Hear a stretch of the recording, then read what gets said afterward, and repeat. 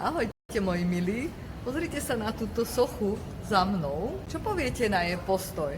Ako by ste ho popísali? Mne to veľmi pripomenulo postoj takého jasného sebavedomia, takého jasného postoja. Napríklad povedať nie. Ja to mám takto a takto to aj chcem naďalej mať. A preto by som vás dnes chcela vyzvať, že by ste spravili tento postoj, išli do kolien, dali takto ruky, ako má tá socha a zároveň precítili mier v sebe. Zároveň precítili svoju stabilitu a v oblasti, v ktorej to akurát potrebujete, povedzte, že ja to mám teraz takto nastavené a takto to zostáva.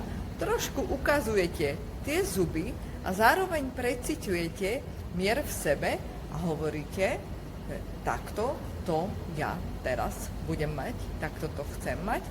Nie tak, vždy ja som zodpovedná sama za seba, vnímam svoje potreby a naplňam. Nech sa tak deje.